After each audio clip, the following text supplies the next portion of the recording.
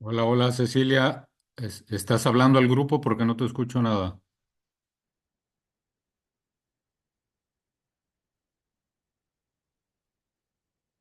No sé si los demás sí te escuchan.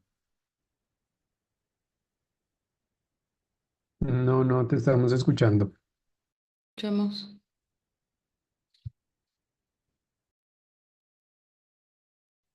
Bueno, muy buenos días. Otra vez. Voy a volver a empezar. No me había dado cuenta que no me estaban escuchando. Una disculpa, por favor. Bueno, les decía, les daba la bienvenida al seminario, les compartía que el día de hoy estamos tomando la sesión desde la UNAM con el doctor Bernard Brown y con dos jóvenes en proceso de formación también dentro del proyecto. Le había dado la bienvenida y el agradecimiento a Paloma y Nicolás Aguilar Forero, que nos acompañan desde Colombia y que el día de hoy nos van a apoyar con la dinamización de la sesión en la parte metodológica. Solamente quería hacer antes una breve introducción para situarnos, porque hace tiempo que no nos vemos en este espacio. Se atravesó el verano y vino, bueno, también llegó Bernard a la UNAM, entonces hemos estado trabajando en pequeños equipos. La doctora María Lucía Guerrero de la Universidad de los Andes excusa su ausencia hoy, pero estamos trabajando muy intensamente con Nicolás y con Bernard en este momento, a partir de un llamado que hace la UNESCO para publicar en la idea de dialogar entre el norte y el sur global, a partir de esta disputa conceptual identificada en torno a la educación para la ciudadanía mundial. Entonces estamos trabajando en un subequipo con Bernard, María Lucía y Nicolás para la redacción de este artículo, y eso nos ha llevado a plantearnos pues algunas inquietudes metodológicas. Especialmente la que nos gustaría abordar hoy tiene que ver con las decisiones metodológicas que debemos tomar para poder establecer una comparativa entre los diferentes contextos que estamos trabajando, y por eso hoy vamos a trabajar la metodología de sistematización de experiencias con el apoyo de Paloma y de Nicolás, a quienes les agradezco muchísimo, y bueno, yo voy a complementar en la medida que sea pertinente también desde mi experiencia, y un poco explicar por qué tomamos la decisión de la sistematización de experiencias para este proyecto. Y antes de entrar a eso, pues me gustaría situarnos un poco, recordarles que nos acompaña Erandi Maldonado de la Escuela Nacional de Estudios Superiores de Morelia de la UNAM, quien impartió el último seminario de junio sobre la experiencia de los pueblos originarios en Chiapas, México, a partir del proyecto educativo zapatista. También nos acompaña Yardel Pereira de la Universidad de Brasilia, que él es un doctorante en formación que también forma parte de este equipo y está trabajando un proyecto de investigación educativa comparada, sobre todo de las reformas de educación media superior entre México y Brasil. Y en ese sentido, pues creo que Yardel te va a venir muy bien esta sesión, porque precisamente queremos poner el acento en las decisiones metodológicas para la investigación educativa comparada. Nos acompañan Carlos Rea, Regina Asensio y Andrés Arias desde Nayarit, y bueno, estamos también con mucha ilusión con Bernard porque vamos a viajar hacia Nayarit dentro de 2 semanas para poder estar con ustedes, para que, bueno, Bernard pueda conocerles personalmente. Y tenemos la idea de podernos acercar a través de el cuerpo académico Sociedad, Cultura y Lenguaje de la Universidad Autónoma de Nayarit, este, mm, es de la Unidad Académica de Educación, a una escuela indígena, wixárika, en el municipio de Tepic, en un poblado que se llama Salvador Allende. Entonces estamos terminando de cuadrar ese trabajo de campo para que y yo podamos también acompañar ese proceso. Entonces, muchísimas gracias, Andrés, por todo tu apoyo en este sentido.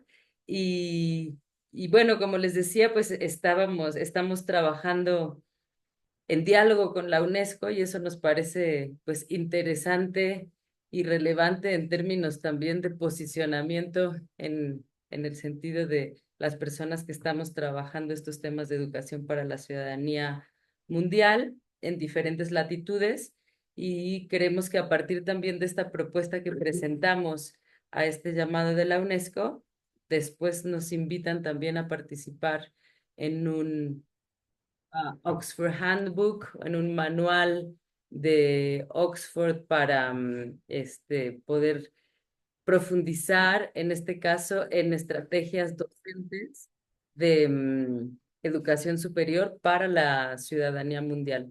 Entonces, hemos tenido muchísimo trabajo de investigación en subequipos, pero hoy es un día importante para socializar lo que hemos podido avanzar y eh, llega un punto en el que, bueno, yo también les compartí un artículo que escribí este verano recogiendo pues el trabajo de los primeros 6 meses que hemos tenido en este seminario para abordar la disputa conceptual acerca de la educación para la ciudadanía mundial.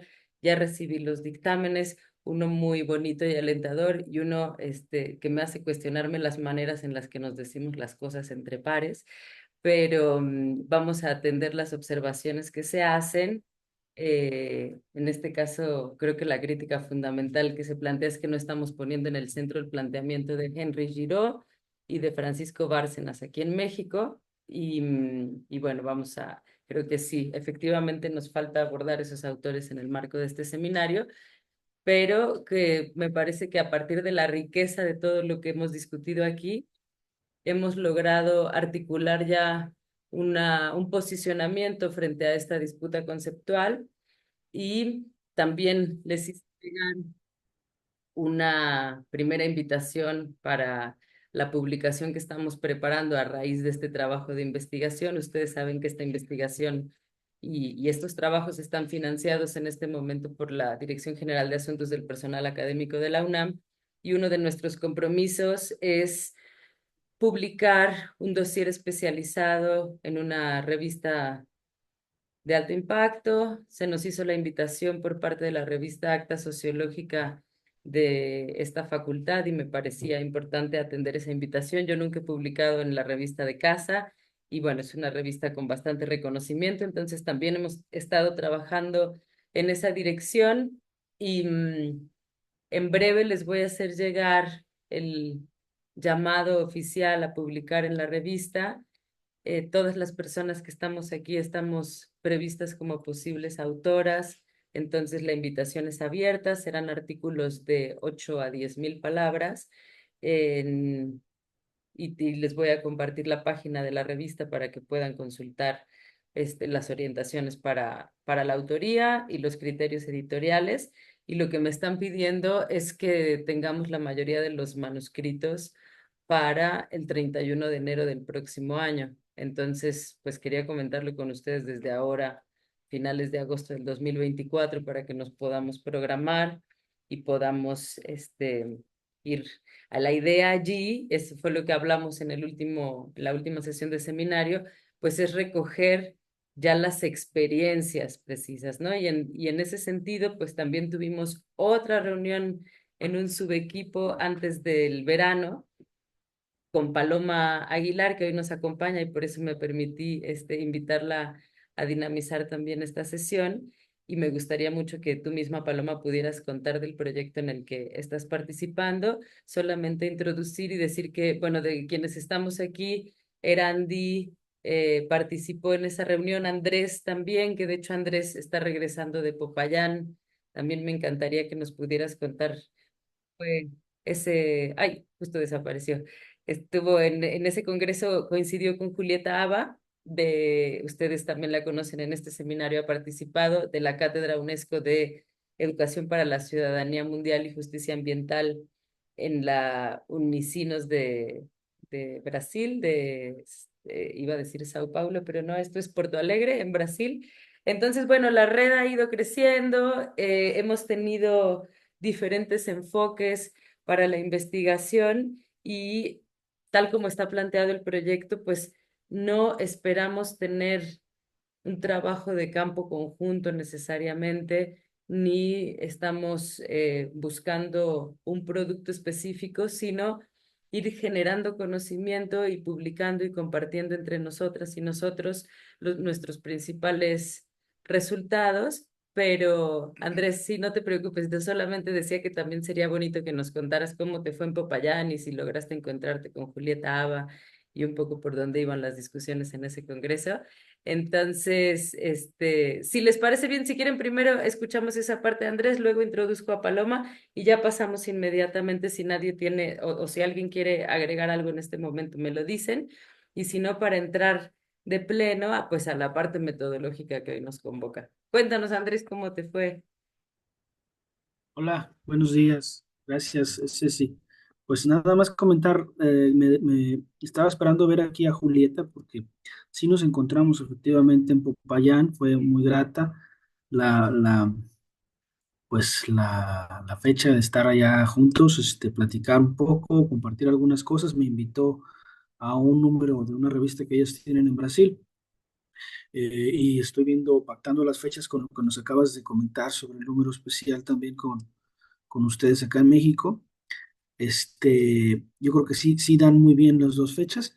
Platicarte nada más que hubo interés de parte de un colega de la Pedagógica Nacional que trabaja el tema de ciudadanías, Saúl. Saúl, no recuerdo ahorita el apellido, te lo paso después.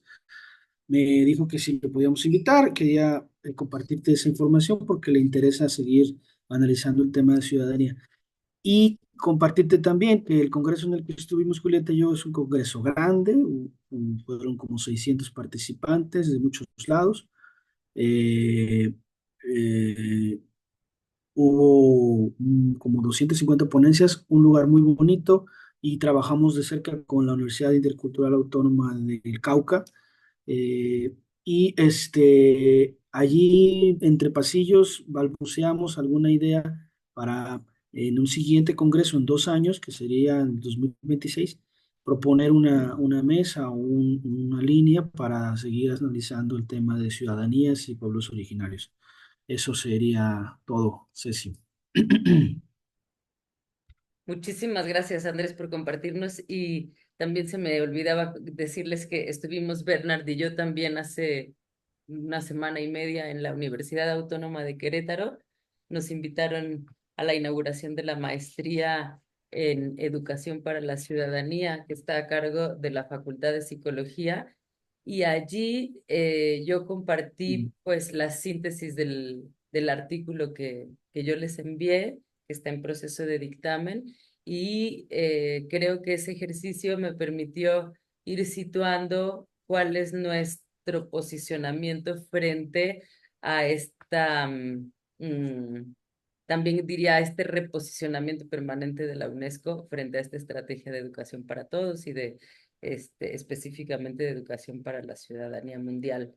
Entonces, pues hemos tenido actividad paralela en diferentes lugares y tenemos producción también en ese sentido.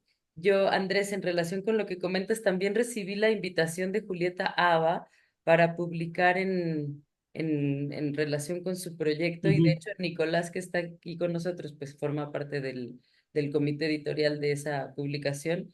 Yo me siento con el agua bastante al cuello en relación con los tiempos, pero estaba pensando que mi aporte podría ser recogido también de esta sesión en clave metodológica, en clave de sistematización de experiencias, porque si recuerdan, el proyecto en Brasil también se llama sistematización de experiencias educativas para la ciudadanía mundial, pero desde los pueblos originarios. Ujú. Entonces, pues ahí, por ejemplo, Andrés, tú compartiste aquí en el marco del seminario unas reflexiones que a mí me interesa muchísimo recoger, pero si, por ejemplo, ese es tu aporte ahora para la cátedra en Brasil, entonces ahora que estemos en Nayarit podemos conversar de qué enfoque podríamos darle al artículo de acta sociológica, pero creo que tú has avanzado mucho también en la definición conceptual y en la discusión sobre pues, esta idea de la pluriversidad y de la interculturalidad crítica que nos compartías y que me parece que nutre esta perspectiva que estamos proponiendo desde el sur global en este caso y en diálogo con Bernard en esta lógica del diálogo norte-sur global que está planteando la UNESCO, ¿no? No me extiendo más, yo le Sí, sí, agradezco sí. mucho a Paloma que nos acompañe hoy. Me gustaría mucho, Paloma, que pudieras comentar con el equipo investigador el proyecto que estás, en el que formas parte y la parte que estás coordinando. Muy brevemente, lo que pudimos compartir y en qué punto estamos. Y ya dejaría directamente el micrófono en tus manos y de Nicolás para que nos puedan ayudar a dinamizar esta primera parte de la sesión y a partir de allí pues podamos ir haciendo aportes metodológicos. Ya no le di la bienvenida al doctor José Michel, que nos acompaña también desde Santiago de Chile y que también me interesa conversar con usted hacia el final de la sesión para ver si en la sesión de septiembre que tengamos podemos poner el foco también en el caso chileno, que aunque no estaba previsto inicialmente, me parece que nutre, que suma y también para ir viendo cómo vamos incorporando esa reflexión a la publicación. Entonces, adelante, Paloma, muchísimas gracias por acompañarnos hoy. Gracias, Cecilia, gracias pues, por la invitación a este espacio. Mucho gusto a todos y a todas. Mi nombre es Paloma Aguilar. Yo pues soy hermana de Nicolás. En este momento estoy en la coordinación regional de Latinoamérica para el proyecto de CODE, que es proyecto que hace parte de la Cátedra UNESCO de Investigación Comunitaria y Responsabilidad Social en la Educación Superior. Este proyecto de CODE pues tiene como tres, digamos, grandes centros o epicentros, uno en Latinoamérica que coordino yo, otro en Asia, en Malasia y otro en África, en Uganda. Es un proyecto pues internacional, pues muy interesante porque gira en torno a la investigación comunitaria e indígena que rescate los saberes ancestrales de las comunidades que responden a problemáticas medioambientales de sus comunidades.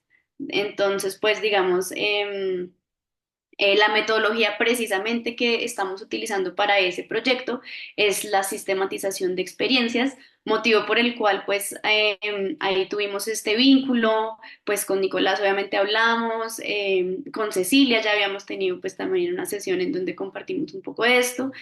Y pues la idea de este proyecto es acompañar unos procesos de investigación indígena, hacer una sistematización de experiencias con ellos em, y bueno, también como después, posteriormente, contribuir, digamos, a una creación de una red o sí, de un proceso de aprendizaje entre experiencias similares de investigación indígena en torno a temas medioambientales, pues a nivel mundial, mejor dicho, o sea, principalmente en Latinoamérica, pero pues también teniendo en cuenta y aprovechando que el proyecto pues también tiene alcances pues globales, entonces pues también pues sería muy importante construir como ese proceso de aprendizaje de estas experiencias similares. Eh, Resaltar un poco como que me parece importante resaltar que para este proyecto de CODE y especialmente para esta cátedra de la UNESCO de investigación comunitaria, se resalta mucho en la trayectoria de Latinoamérica en esta metodología de sistematización de experiencias, ¿sí? Básicamente que somos como el referente que ellos están buscando, que ellos encontraron para utilizar esta metodología para este proyecto pues participativo, de construcción, de transformación del conocimiento. Entonces, pues también por ese motivo es que pues estamos también muy contentos con Nicolás de poder compartir un poco sobre de qué trata esta metodología. Y bueno, eso sería un poco. No sé si de pronto empezamos. Mm, Adelante, Paloma, muchísimas gracias. Yo creo que sí, ya de una, entrar es importante y ya vamos tomando nota y seguro que después habrá, un tiempo para compartir inquietudes y Bueno, ahí estamos listo. compartiendo pantalla, no sé si ahí ya se ve. ya se Sí, ve. ahí se. Bueno, muy bien, pues sí, también agradezco la invitación nuevamente a participar en este seminario.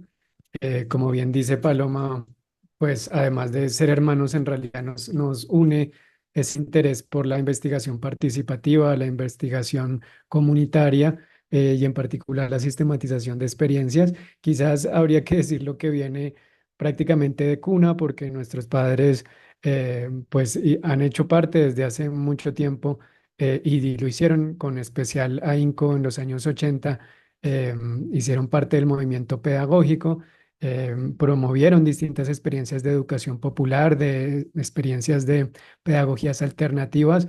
De hecho, nosotros estudiamos en un colegio que es pionero en Colombia en temas de educación alternativa, que de hecho hace muy poco tuvieron una reunión con la Universidad Autónoma Indígena Intercultural del Cauca, compartiendo también experiencias a propósito de la evaluación. Y bueno, pues quizás de ahí, desde nuestra familia, viene ese interés por la sistematización de experiencias y por la educación popular. Vamos a dividir esta intervención en varios momentos. En primer lugar, vamos a hablar de qué es la sistematización de experiencias, cuáles son sus características. Tocaremos también en segundo lugar como tal metodología, cuál es el paso a paso, el procedimiento. En esto nos apoyamos, bueno, hay digamos una cantidad de académicos y académicas en América Latina que han contribuido y le han dado forma a esta modalidad de investigación social crítica. Pero pues para la ruta nos basamos en especial en el aporte de Oscar Jara, que es uno de los referentes en este campo, pero pues combinamos también un poco con nuestra propia experiencia también y los aportes que hemos venido haciendo. Em, Más adelante, después de presentar ese paso a paso, esa ruta para sistematizar experiencias, hablaremos de un par de casos que si bien no son como tal sistematizaciones, sino, digamos, procesos de investigación comunitaria, nos hablan de esas posibilidades que tenemos para divulgar los resultados de las investigaciones, que viene también muy en sintonía con ese sentido muy contextualizado, muy crítico y muy creativo también de la sistematización de experiencias. Entonces, Paloma nos hablará de un par de casos en donde el podcast y el video fueron centrales. Y para terminar, hablaremos de las dos experiencias que por ahora estamos en el marco de este proyecto que nos convoca en este espacio, en este semillero, que desde Colombia estamos pues pensando sistematizar. También estamos ya en las conversaciones. Hemos tenido algunos encuentros y nos gustaría trabajar con estas dos experiencias, pero pues esto está sujeto también a otros acuerdos y conversaciones. Igual quisiéramos comentarles cuáles son, una presentación muy somera de estas dos experiencias.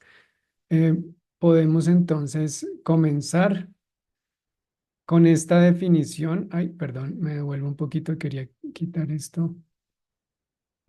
Con esta definición de Alfonso Torres Carrillo, quien también es uno de los educadores populares con más amplia trayectoria y mayores contribuciones al campo de la educación popular y de la sistematización de experiencias en Colombia y en América Latina, quien en una de sus publicaciones recientes nos comparte esta definición sobre la sistematización de experiencias y nos va a decir, es una modalidad de producción de conocimiento de carácter participativo sobre prácticas de acción social o educativas transformadoras que a partir de la reconstrucción narrativa y la interpretación crítica de las dimensiones, sentidos y racionalidades que las constituyen, busca potenciarla y contribuir a la teorización del campo temático en el que se inscriben.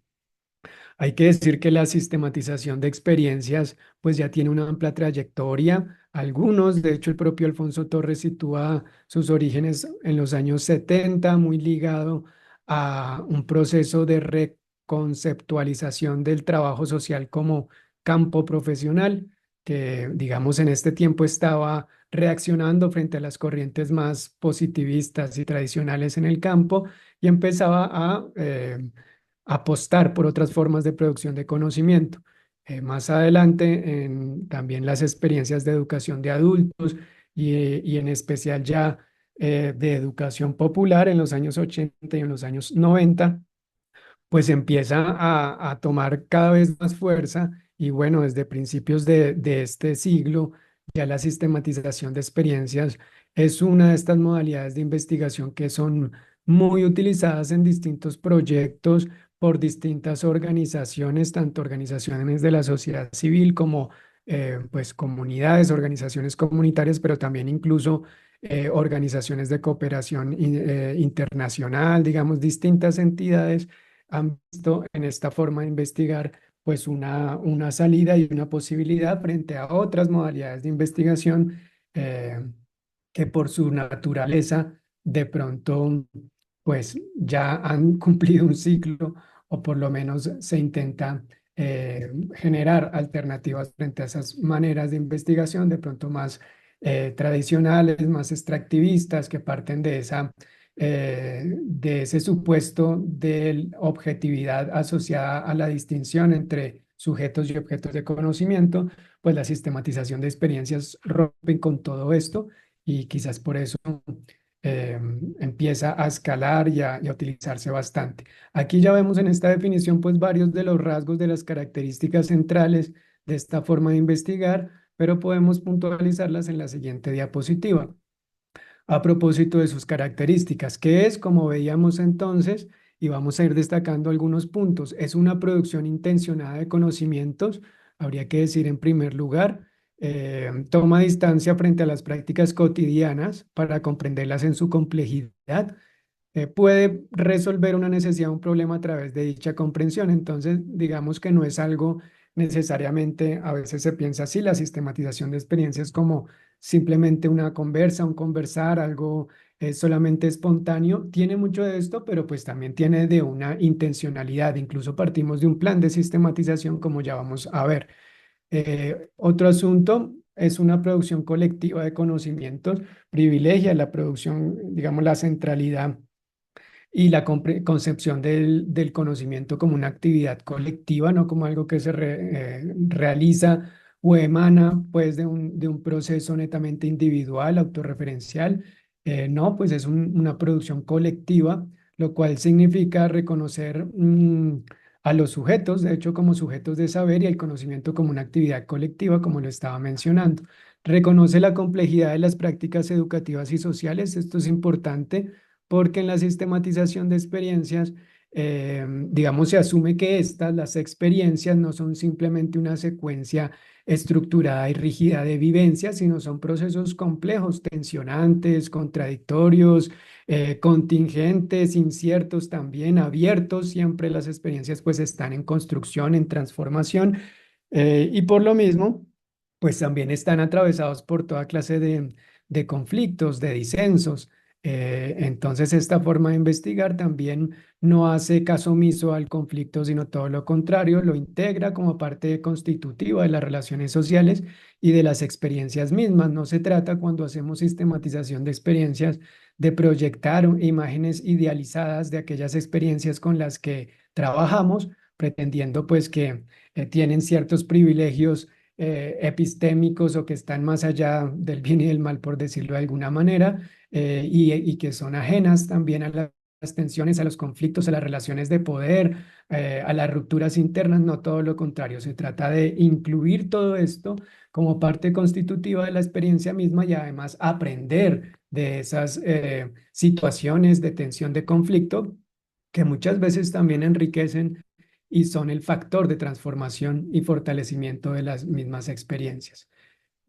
Habría que decir también como otras de sus características, mencionar que reconstruye lo que se busca, reconstruir la práctica desde la experiencia de los sujetos, evidentemente, ya lo vamos a ver también más adelante. Es muy importante que quienes sistematizan las experiencias, o por lo menos el equipo sistematizador, pues haya vivido, que haga parte o que tenga alguna relación y conocimiento además en torno a la experiencia que se pretende sistematizar. No funciona tanto que sean actores externos que aterrizan en un contexto comunitario para extraer información, denominándola sistematización de experiencias, y ya, si acaso haciendo alguna sesión, como a veces se llama, entre comillas, de devolución de los resultados o de los conocimientos. Y es todo, no, esta forma de investigar pues tiene como otras intencionalidades. Se configura desde las miradas y los saberes de quienes promovieron y les han dado continuidad a dichas prácticas colectivas. Esto no quiere decir que no se pueda hacer en conjunto con personas que, si bien no pertenecen o no han pertenecido desde sus orígenes a la experiencia misma, pues que puedan aportar, porque en últimas acá, y también por su trayectoria y sus orígenes, en la educación popular, pues el diálogo de saberes es central, y siempre es bienvenido. Interpreta críticamente la lógica y los sentidos que constituyen la experiencia. Es una oportunidad reflexiva que trasciende la simple descripción. He participado en un buen número de sistematizaciones, o que se denominan así, que, digamos, los productos que se derivan del proceso investigativo son solo descripciones como tal de pronto de unas acciones, de unas actividades, pero no, la sistematización de experiencias busca generar comprensiones densas y profundas sobre las prácticas colectivas, con intencionalidad transformadora, también transformadora de la misma experiencia de las personas que participan y, por supuesto, de los contextos en los que estas experiencias tienen lugar. No es solo, por tanto, una descripción de acontecimientos, sino hay análisis, hay interpretación crítica de lo que está sucediendo. Y bueno, esto es otro de sus rasgos. Y finalmente, entre sus características está que potencia la capacidad, ya lo estaba anticipando, la capacidad transformadora de las prácticas. Su propósito es realizar una reconstrucción narrativa, también analítica e interpretativa, que contribuya a mejorar o transformar las propias experiencias estudiadas. Aunque hay debates, como en cualquier forma de investigación, en torno a los enfoques en los que se debería apoyar me refiero a enfoques epistemológicos, en los que se debería apoyar la sistematización de experiencias. Sin duda, el enfoque crítico pues está de principio a fin, hace parte de su razón de ser, y por lo mismo esa intención de transformar las propias prácticas, de fortalecerlas. Y además, no cualquier práctica, no cualquier experiencia, sino las experiencias que contribuyen al cambio social, porque es desde ahí, desde de los procesos de lucha, de cambio, integrando lo educativo, que surgió la sistematización de experiencias. Entonces, pues ese cariz transformador hace parte, digamos, de su matriz, de su columna vertebral. Bien, por lo mismo que he venido haciendo, y ya para ir terminando este primer momento de qué es, pues también valdría hacer referencia a lo que no es, por lo mismo que acabo de mencionar. No es entonces la sistematización de experiencias, como nos lo recuerda Lola Sendales y Alfonso Torres Carrillo. Lola Sendales también ha aportado muchísimo a este campo en Colombia y en América Latina desde hace décadas. No es una fase de toda investigación en la que se procesa y organiza y analiza la información. A veces nos referimos a ese momento de procesamiento y análisis como sistematización, y pues, a diferencia de este uso del término, cuando hablamos de sistematización de experiencias, hablamos es de un proceso, de una modalidad de investigación que tiene su propia identidad, que tienen sus propias formas de hacerse, de proceder. No es solamente una fase o un momento en una investigación de cualquier tipo. No es tampoco una evaluación de impacto, y de hecho esto también hace parte como de esos usos a veces no tan apropiados de la sistematización de experiencias, que la reducen, utilizando su denominación, a una evaluación en donde cotejamos objetivos, si se cumplieron unos objetivos o no se cumplieron, evaluaciones de impacto. No, la sistematización de experiencias es una forma de producción de conocimiento, algunos dicen también de teoría. Es una investigación social crítica no es solamente un ejercicio evaluativo, sin tampoco restarle la importancia que tiene la evaluación o la evaluación de impacto, pero pues no es estrictamente lo mismo. Tampoco, como ya lo decía, es un proceso netamente descriptivo. Pasa por la descripción y digamos tiene un componente narrativo muy fuerte, pero no es solo descripción, va más allá.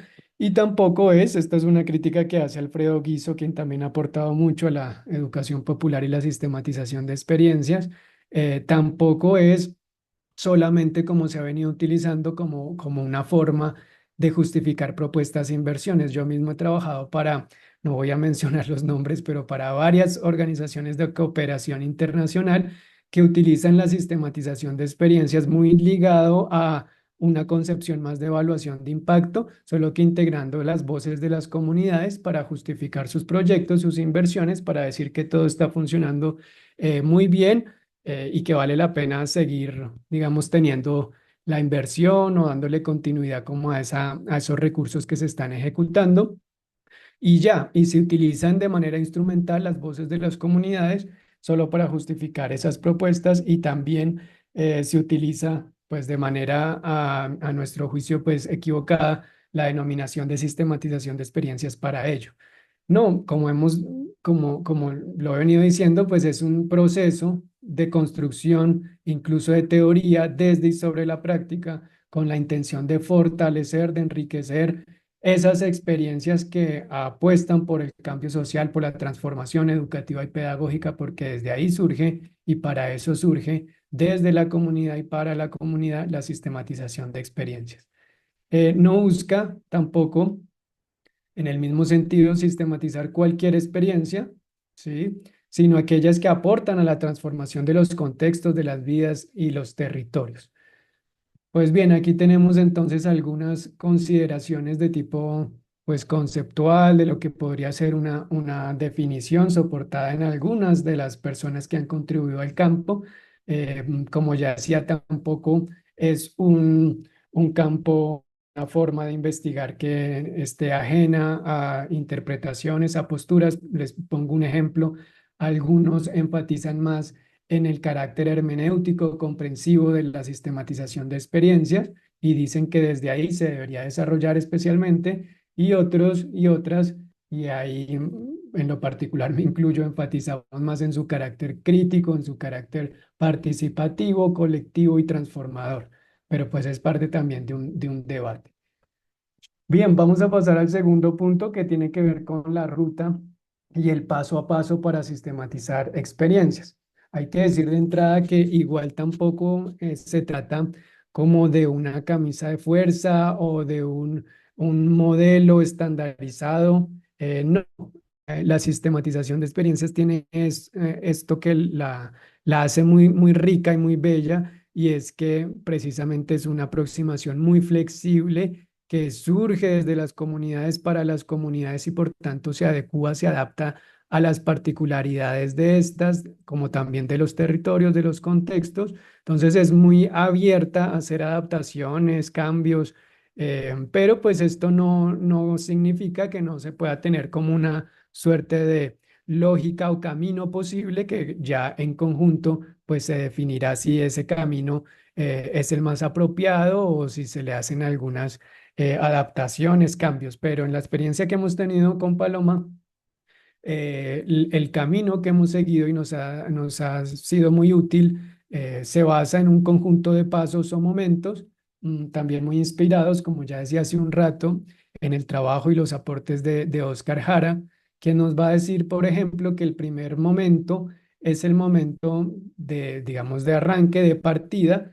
¿Cuál es ese punto de partida? Pues es la experiencia misma y las personas que la integran, que la nutren, y por eso lo que se suele hacer al iniciar es identificar quiénes son los participantes de la experiencia y conformar un equipo sistematizador.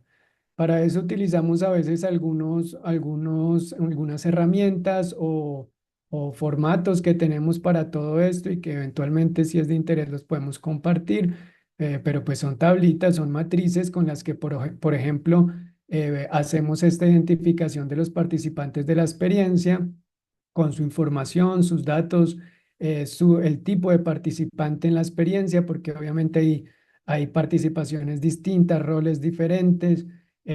Identificamos de todas las personas que han participado, han nutrido esta experiencia, quienes van a participar como tal en la sistematización, que puede ser una participación también de distinto tipo.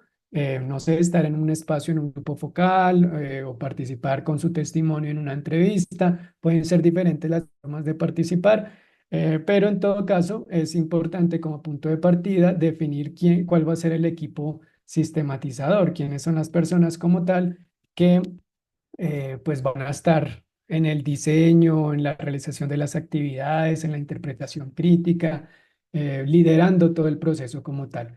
Ya lo había mencionado que es importante que quienes sistematicen hayan participado de alguna manera de la creación o desarrollo de la experiencia, eh, y que se desaconseja que una persona externa, que pasa mucho, una persona externa sistematice la experiencia en nombre de sus protagonistas. Se hace en conjunto, se hace en colectivo.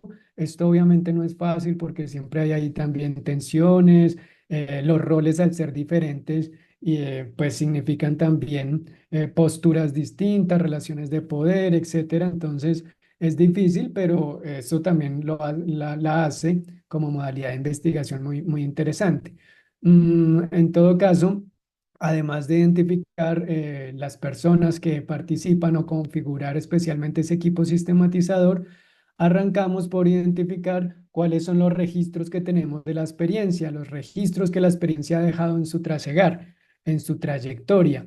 Para eso también tenemos una matriz, podría mostrarles, no las abrí, algunos ejemplos de otras que tenemos, pero en todo caso digamos, de procesos previos en donde tenemos ejemplos ya de estas matrices o herramientas diligenciadas. En todo caso, pues tenemos este instrumento en donde identificamos los registros que tenemos de la experiencia, que pueden ser fotos, pueden ser videos, pueden ser textos que ya hayamos escrito, pueden ser, no sé, actas o minutas o relatorías de actividades que realizamos o de las planeaciones de actividades.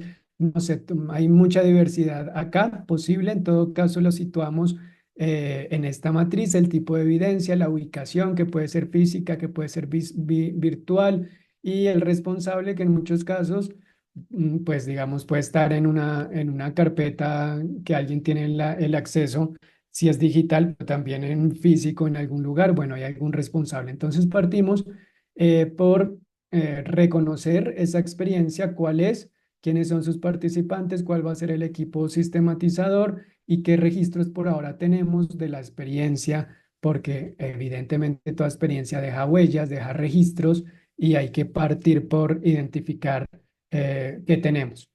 En un segundo momento, ya con estos dos insumos, el listado de participantes, la matriz de identificación, planteamos ya el plan de sistematización. El plan de sistematización eh, pues es cercano, aunque pues tiene sus particularidades, a un proyecto como tal, lo que desde la investigación social más tradicional llamamos el proyecto de investigación.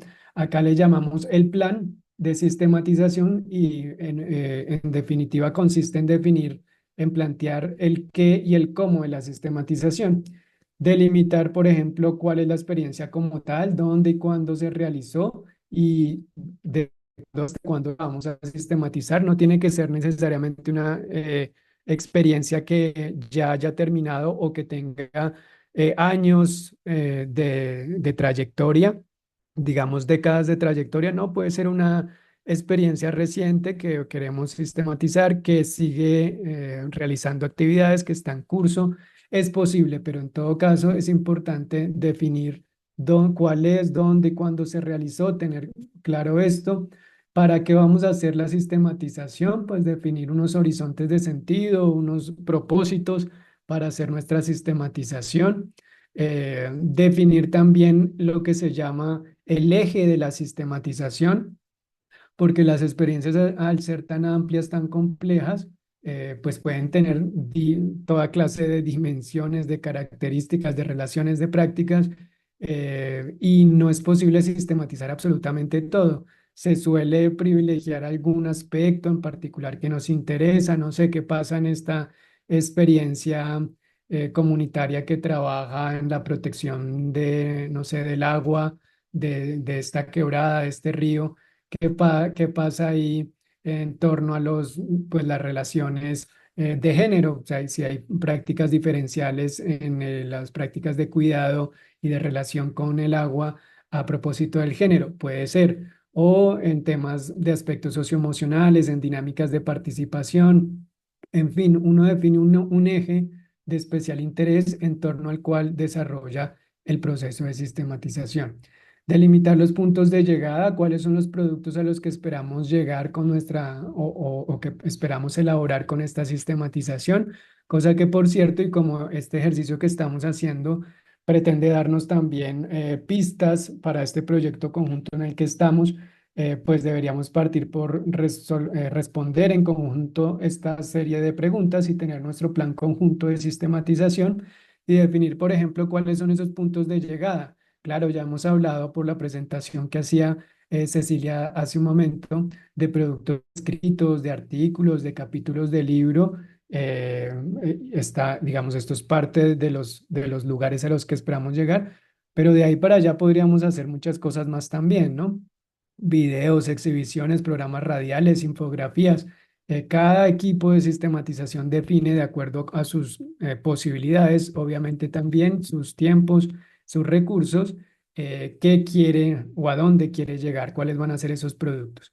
Y también definimos el cómo vamos a obtener la información. Ya sabemos qué información tenemos por ahora gracias al punto anterior, el punto de partida, pero también identificamos acá qué información tenemos que producir, cuál no tenemos y por lo mismo qué actividades debemos realizar, qué técnicas de activación de memoria tendríamos que utilizar para producir esa información que no tenemos, de la que no contamos. Quiénes van a realizar esas actividades, con qué actores se van a implementar, en qué tiempos, qué recursos necesitamos. Digamos, ahí ya estamos como en la parte operativa, metodológica de nuestro plan de sistematización. Como en todo proyecto también, pues en el plan de sistematización el detalle es importante para garantizar mejores resultados, sin que eso signifique, ya lo decía que esto es también inherente a la sistematización de experiencias, sin que esto signifique renunciar a la experimentación. La sistematización de experiencias, lo bello es eso también, la experimentación, la incertidumbre, pues que sea un viaje, ¿no? Sabemos de dónde partimos de un plan de sistematización, pero no sabemos en realidad dónde nos va a llevar, porque la experiencia investigativa en comunidades se pliega mucho a la cotidianidad y a las particularidades de los actores, de las prácticas de los territorios, y no es un modelo que se impone y que ya está totalmente empaquetado y en donde las respuestas a las preguntas están dadas de antemano. No hay cosas, sospechas, cosas que planteamos, pero vamos experimentando también en el recorrido, viviendo la experiencia de investigar con todo lo que ello implica. Un siguiente momento después del plan de sistematización es la reconstrucción narrativa de la experiencia. Para esto hay distintos protocolos, también tenemos algunos que podríamos compartir, distintas actividades posibles de activación de memoria, de reconstrucción narrativa. En este momento como tal, la idea es poder tener una visión detallada, ¿cierto? De los principales acontecimientos que fueron sucediendo en la trayectoria de la experiencia.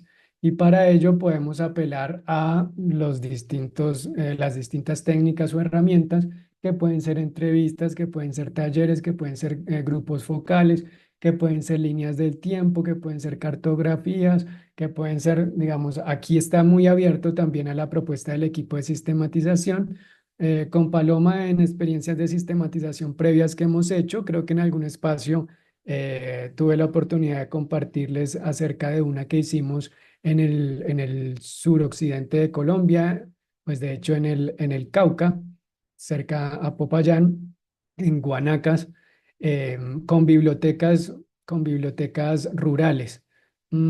Y en este proceso de sistematización de experiencias utilizamos una técnica de activación de memoria que es muy cercana a lo que llamamos las líneas del tiempo, pero que le denominamos, también inspirados en el aporte de otros colegas y en un proyecto previo que yo había realizado, le denominamos las líneas del pálpito. Las líneas del pálpito, aquí vemos un ejemplo de una de las líneas del pálpito que realizamos en este proyecto que acabo de mencionar, en donde uno de los jóvenes reconstruía lo que había sido su participación en la biblioteca, en esta biblioteca rural. Para precisar, dije que en el Cauca era una biblioteca rural en el Cauca y otra biblioteca rural en el sector rural de Bogotá. Esta línea del pálpito es de esa biblioteca de Quiva Alta, en el sector rural de Ciudad Bolívar, una de las localidades con mayores problemáticas de la ciudad de Bogotá.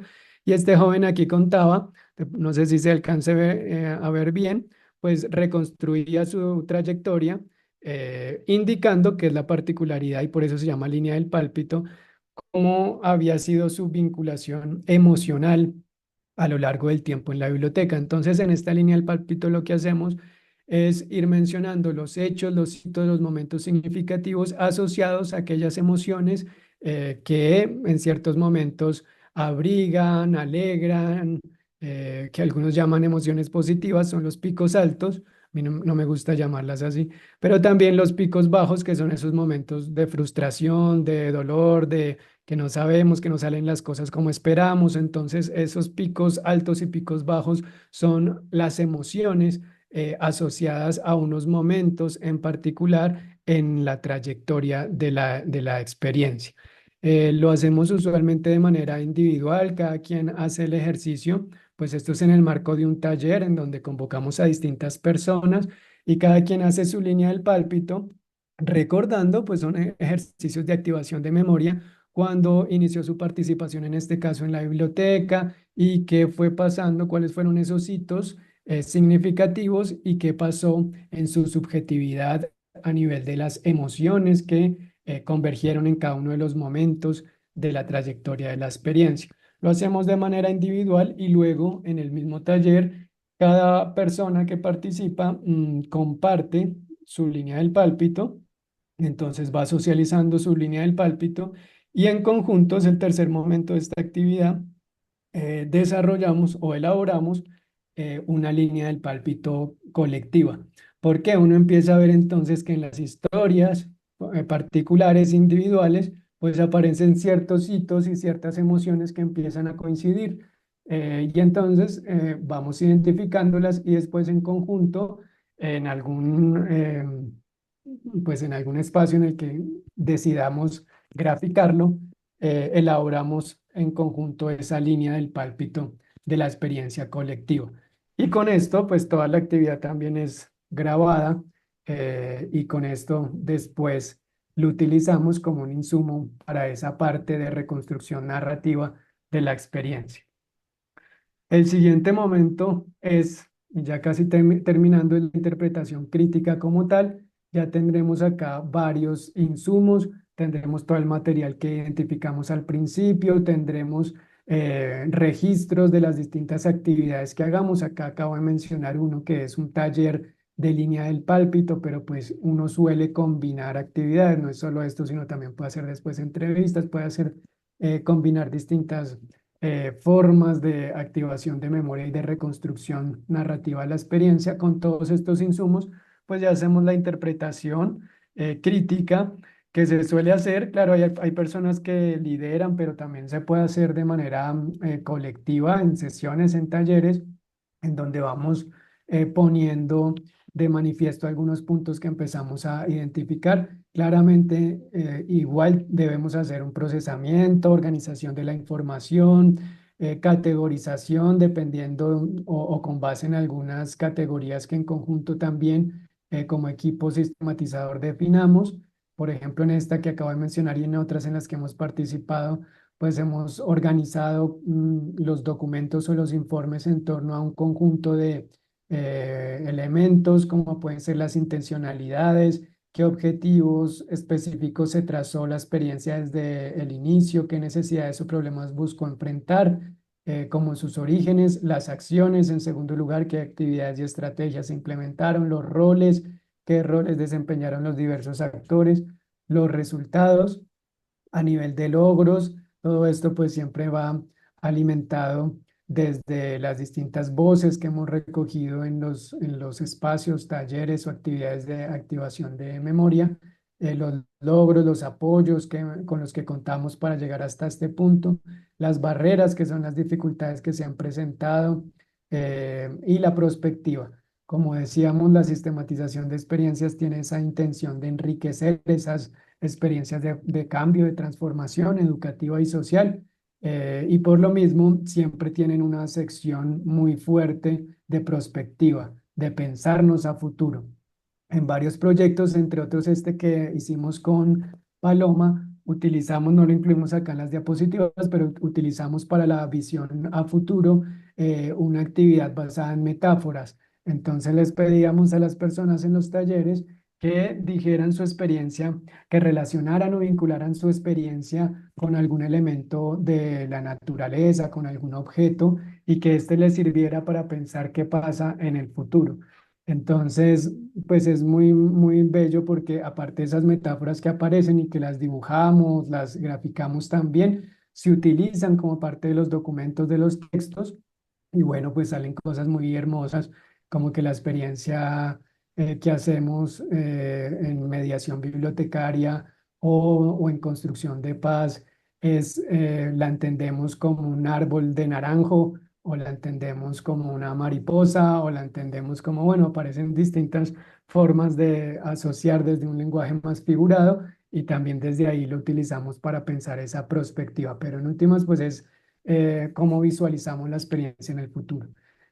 Así que en esta parte, en este momento de interpretación crítica, tenemos el análisis de la información, tenemos la redacción ya de balances interpretativos. Entonces acá es donde también los referentes, los aportes teóricos y conceptuales digamos, los integramos para nutrir todo lo que venimos reconstruyendo de manera muy narrativa. Los integramos también para darle espesor a nuestra comprensión, para profundizar nuestras reflexiones sobre la experiencia común. Y bueno, pues de ahí surgen como es la triangulación. De hecho, recordando a Araceli de Tesanos, que dice que la triangulación es esa relación entre la experiencia misma o la práctica, que ha sido en este caso reconstruida, narrada, los referentes o aportes teóricos conceptuales, y las subjetividades también, y las realidades, obviamente, que convergen ahí para dar un paso adelante, en este caso en la interpretación-análisis. Redactamos unas conclusiones con los aprendizajes y unas recomendaciones. De pronto, por esa intención de la prospectiva, también de unas conclusiones y unas recomendaciones, es que se ha utilizado tanto en organizaciones de cooperación internacional, eh, y que enfatizan mucho en esto. Bueno, dígame cuáles son las conclusiones, las recomendaciones. Ojalá si uno metió vocecitas de las personas, testimonios maravilloso y ya eso termina siendo, pero en realidad es una vivencia muy, muy, muy hermosa de construcción colectiva y participativa de conocimientos, y que pues la idea es vivirla con todo lo que implica. Hay cosas que a veces van en contravía de esta forma de investigar y son los afanes que a veces tenemos por llegar a productos, esos tiempos que a veces no coinciden con los tiempos de la comunidad, con los tiempos comunitarios y con los tiempos de la experiencia misma, que significan compartir, significan dialogar. A veces por las carreras en las que estamos, pues es difícil en realidad vivir una sistematización de experiencias como se debería vivir.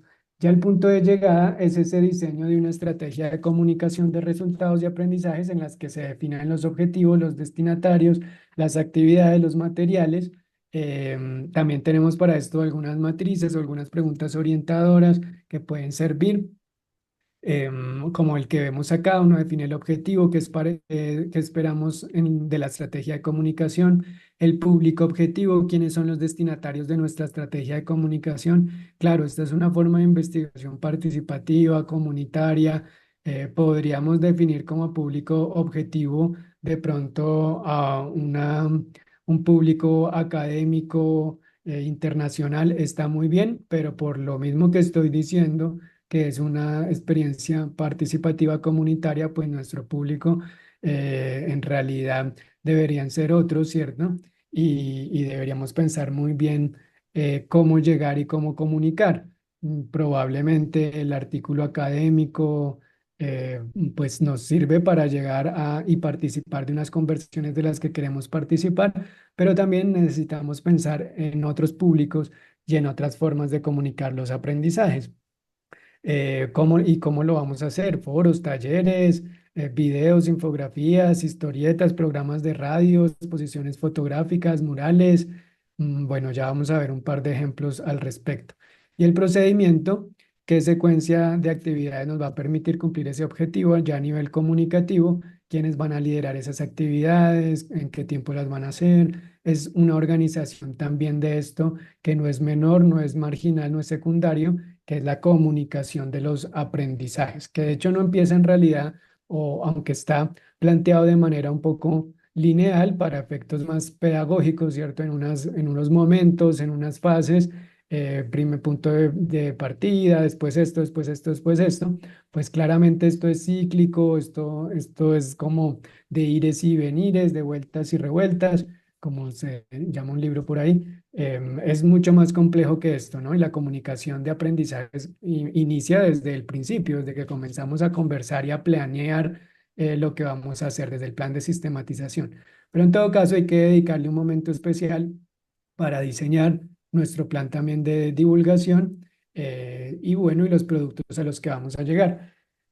Esta estructura es para los textos, informes que a veces se derivan de esta forma de investigar, suelen tener una estructura como la que tenemos acá, una introducción en la que se presenta la experiencia y el proceso de sistematización como tal, una parte muy narrativa, muy de reconstrucción narrativa de la experiencia, con la síntesis de los hitos, de los momentos significativos, todo esto alimentado acompañado de distintos lenguajes expresivos y comunicativos.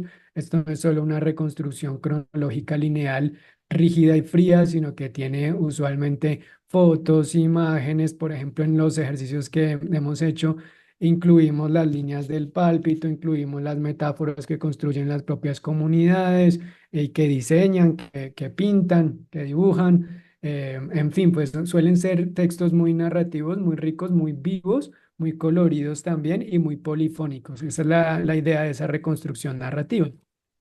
Y tiene también esa parte de interpretación crítica en donde ya le damos también otra dimensión a la experiencia, pensándolo a la luz de conceptos, de referentes conceptuales que nos permitan decir otras cosas adicionales a las que ya hemos narrado, ya hemos compartido. En la parte o sección de conclusiones y recomendaciones, las referencias y usualmente está como esos anexos. Acá esta es una estructura como de un informe como tal de sistematización de experiencias. Por supuesto, se puede adaptar a versión artículo, versión. De hecho, ahí hago una pequeña cuña en la revista de la que soy editor, que es la revista de la Facultad de Educación de la Universidad de los Andes de Colombia. Publicamos tres tipos de artículos. Un tipo de artículo es el de investigación el de resultados de investigación, digamos, más convencional o revisión de literatura, metaanálisis. Tenemos textos de planteamientos, que son textos de reflexión, y tenemos una sección que se llama sección de testimonios, y son sistematizaciones de experiencias. Y su estructura es, digamos, conversa, dialoga con la que aquí estoy mencionando, pero pues en versión de 8.000 palabras, ¿cierto? Incluso un poco menos de lo que se permiten las revistas académicas indexadas. Pero pues todo esto también para decir que hay distintas formas, incluso desde el texto escrito, para adaptar esta estructura que acá estamos mencionando. Quisiéramos enfatizar ahora con la experiencia y aporte de Paloma en lo que decíamos acá, y es esas formas de divulgar el conocimiento, en esas otras formas de divulgar los resultados de investigaciones de tipo crítico, participativo, comunitario, pues más allá del artículo o del capítulo del libro o del informe, con una estructura como la que acabo de mencionar. Y para eso, pues Paloma nos va a compartir un par de de ejemplos. Listo, sí, gracias, Nico. Em, ¿Puedes regresar un segundito? Digamos, de las cosas que vale la pena como recordar también es lo que se mencionó y es que, digamos, el inicio y el fin de la sistematización de experiencias es la experiencia misma, ¿no? Entonces, en ese sentido y en medio de las posibilidades de recursos, tiempo, etcétera, como ya se mencionó, em, pues también pensar en qué medios realmente son los que más favorecen a la transformación de la experiencia misma, cuáles son los modos de divulgar que de pronto sean más adecuados o más útiles a la larga, ¿no? Entonces, utilizando también, aprovechando mucho pues los nuevos formatos, la tecnología, etcétera, pues también la invitación es de pronto a expandir un poco esos horizontes de divulgación de conocimiento, ¿no? Que a veces se queda un poco en en el texto y bueno, hoy en día podemos explorar otras maneras también muy chéveres y sobre todo participativas y también como de mayor divulgación. Especialmente en contextos como comunitarios donde de pronto no todo el mundo puede tener acceso al texto, ¿no? Entonces, o a leer, ¿no? Pero bueno, esta es otra discusión sobre el conocimiento, pero digamos, el ejemplo que queremos compartir acá es la experiencia en el proyecto que fue en el 2023 sobre saberes y prácticas comunitarias asociadas a la producción de café y maracuyá en Inzacauca. Vale, pues aclarar que digamos, los proyectos no fueron proyectos de sistematización de experiencias, precisamente porque no era una experiencia, un proceso que haya tenido, digamos, una trayectoria, ¿no? Sino pues era un proyecto de investigación sobre temas puntuales, como en este caso son esas prácticas comunitarias asociadas a la producción de café y maracuyá, ¿sí? Sin embargo, pues fueron proyectos pues participativos también, en este caso pues contaron con la participación, con la coinvestigación de dos líderes juveniles de la comunidad campesina en Insa Cauca, que vale aclarar que, digamos, el motivo por el cual llegamos a crear este proyecto fue precisamente por los lazos de amistad inclusive que se crearon gracias al primer proyecto que ya se mencionó, que ya Nicolás mencionó, que fue sobre las bibliotecas, el proyecto de sistematización de experiencias de bibliotecas comunitarias. Allá fuimos a INSA, Cauca, hicimos ese trabajo y de ahí pues esos lazos nos llevaron a que formuláramos junto con dos de las personas con las que trabajamos este proyecto que desde un inicio pues fue pensado como podcast, ¿no? Entonces digamos esa sería de pronto la primera recomendación, como ya se mencionó, en caso tal de que en un proyecto de sistematización de experiencias se quiera tener como una divulgación por medio de podcast, pues tendría que formularse desde el principio, pues teniendo en cuenta, digamos, las matrices que pues que ya se presentaron, ¿no? Entonces desde el comienzo tener claro cuál es esa forma de difusión, porque pues de eso depende pues muchas cosas, ¿no? En el caso del podcast, lo primero que hicimos pues, de hecho, antes de la estructura de los episodios, que es el paso uno, fue formar el equipo. Aquí pues estaban estas personas que les digo, éramos también un equipo de varios investigadores, entre ellos dos líderes pues campesinos de allá, jóvenes, y pues también como pensar un poco pues, pues lo mismo que ya se presentó. Eh, como unos objetivos, qué es lo que queremos mostrar con el podcast. Y una vez teniendo claro eso, pues ya organizar la estructura de los episodios, ¿sí? Decidimos tener 3 episodios, en cada uno de esos, pues darle prioridad a unos temas en particular y con base a esa estructura que ya teníamos pues pensada, fuimos al segundo punto que ya fue de la recolección de información, en donde utilizamos estas pues estrategias pues participativas, pero pues pueden ser en realidad aquí este es el momento en donde pues la creatividad también pues es muy importante, ¿no? Cada quien en medio de las metodologías que quiera usar, por ejemplo, pudo haber sido la línea del pálpito, etcétera, pero pues utilizamos estas. Eh, Siguiente. digamos, estas son las imágenes de ese proceso. Bueno, vale, también es importante aclarar que dentro una vez tuvimos, pues como antes de la recolección de información, puedes regresar un segundo, por favor, la anterior. Antes de no, siguiente. Antes de una vez estructuramos los episodios y antes de la recolección de información, pues que evidentemente implicó pues una ida, un viaje al territorio, pues, y esto digamos, si ustedes de pronto quieren hacer el podcast, es importante tenerlo en cuenta porque pues nosotros, o bueno, al menos en mi caso, pues yo no tenía como tal, nosotros no teníamos como tal el conocimiento para hacer un podcast. Entonces lo que hicimos fue hacer como una convocatoria, queríamos hacerlo con personas de allá, de la comunidad, que también sabemos que hay personas muy capacitadas para hacerlo, sin embargo por cuestiones de tiempo no se logró. Eh, pero pues claro, ingresó al equipo una persona con su conocimiento de podcast, un músico, productor musical, etcétera, y él fue el que nos acompañó al resto del equipo y a él a hacer la segunda parte, que fue la de la recolección de la información. Entonces, digamos, aquí, por ejemplo, a mano derecha está, digamos, la de las historias cruzadas, las entrevistas, también, pues, simultáneamente a todas estas actividades, pues, era importante grabar, ¿no? Todo el tiempo se estuvo grabando y ahí estaba la importancia, pues, de esta persona encargada del sonido y del podcast, que es la que se ve aquí en las imágenes. Además de, digamos, la información recolectada en cada uno de los talleres, también hubo un ejercicio de grabar los sonidos ambientes, los paisajes sonoros y también la música que utilizamos. La música que se utilizó era música de una profesora de música de allá que tenía sus propias canciones, entonces también, digamos, esas cosas hay que tenerlas en cuenta a la hora de hacer un podcast.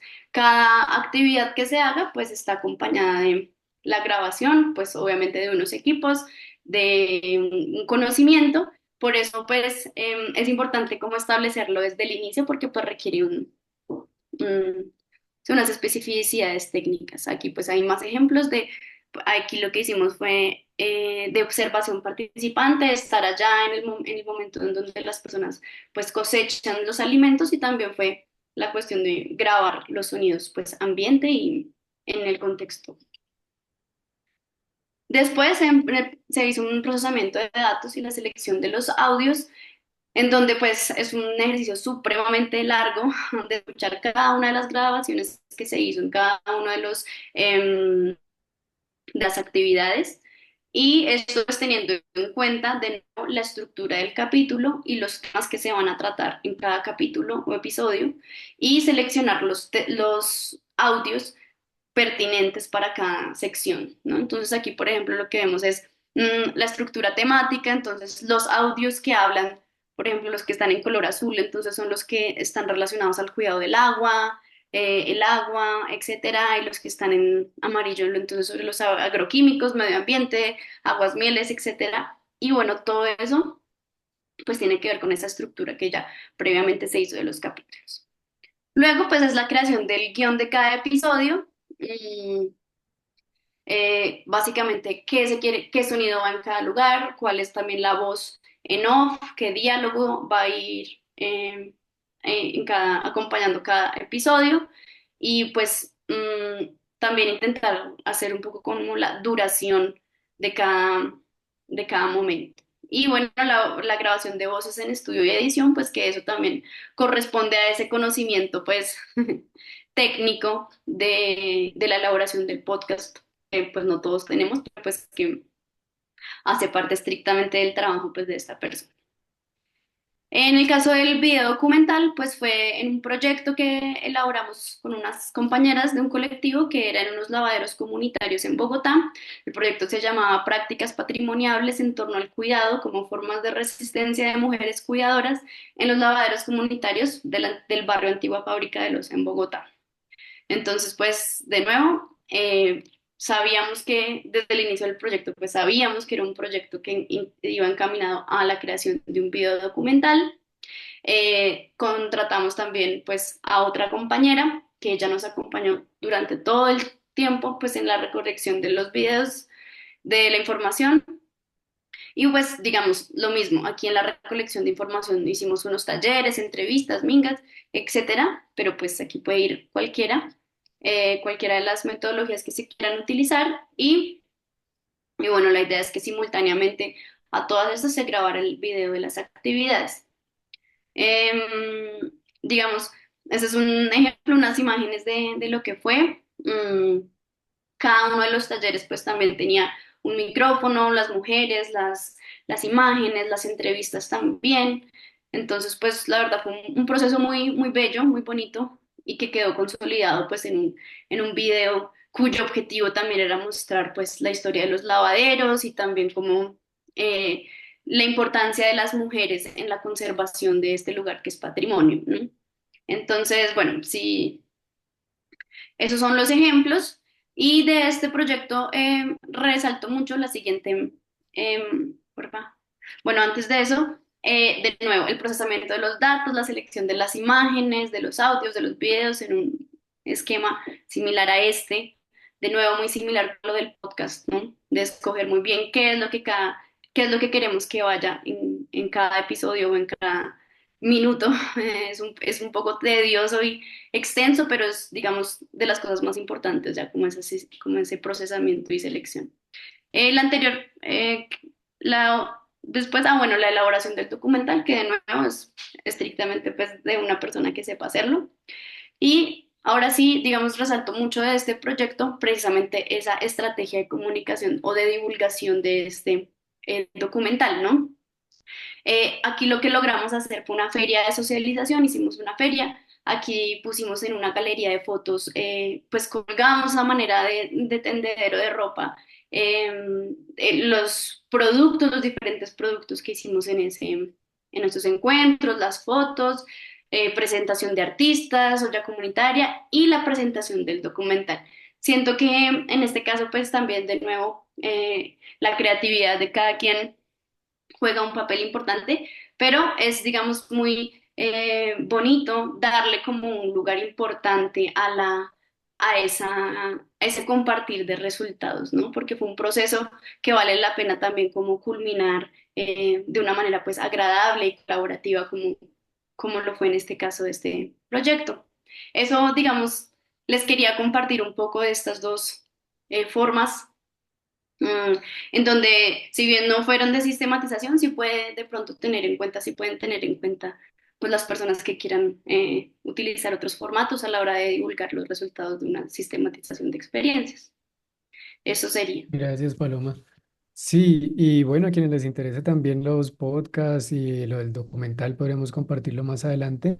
Lo interesante acá es ver, como bien dice Paloma, esos otros ejemplos, posibilidades que tenemos para comunicar los aprendizajes de una sistematización de experiencias, siempre pensando en integrar en nuestros procesos investigativos distintos lenguajes comunicativos, artísticos, audiovisuales, porque todo esto sin duda potencia mucho la investigación, la indisciplina mucho. Tenemos que hacer también investigación crítica e indisciplinada, innovadora, alternativa. Por ahí también pasan los cambios y las transformaciones que promovemos, desde las relaciones, los productos, las prácticas investigativas que promovemos. Bueno, y ya para terminar, porque estamos, imagino, de pronto ya cortos de tiempo. Solo quisiéramos contarles que estas son las dos experiencias que estamos pensando o nos gustaría en el marco de nuestro proyecto de sistematización de experiencias de ciudadanía mundial en tres contextos nacionales, para el caso de Colombia, sistematizar. Quizás no lo he mencionado tanto, pero pues la sistematización de experiencias que hace parte de este proyecto que nos convoca a conjunto, consideramos que es una forma muy relevante de hacer investigación en torno a la construcción de ciudadanía mundial por algo que quizás en algunas sesiones he mencionado, y es la intención de no partir o no llegar a imponer el concepto desde el principio como esto es ciudadanía mundial, y así funciona. Estos son como el currículo que propone la UNESCO sobre ciudadanía mundial, entonces pues vamos a hacerlo. Yo también lo he hecho así en instituciones educativas y desde otras formas de investigar, pero en este caso pensamos que lo mejor es sistematizar prácticas, experiencias que desde distintos campos y con distintas intencionalidades, eh, pues aportan a la construcción de un mundo mejor, más sustentable, pacífico, equitativo, justo, digno, en últimas, en donde podamos vivir bien. Y ya eso luego de un proceso de sistematización podemos ver que tanto dialoga o no con lo que llamamos y hemos venido teorizando sobre ciudadanía mundial. Entonces, esa es la intención. Una de estas experiencias es esta, que se basa en las representaciones socioculturales de la Chagra, que es la huerta Yanacuna, uno de los pueblos indígenas de Colombia. En Colombia tenemos alrededor de, bueno, ahí las cifras varían mucho, no son tan precisas, entre 80 y 90 grupos, pueblos o comunidades originarias, y de estas hablan o más o menos 64 lenguas.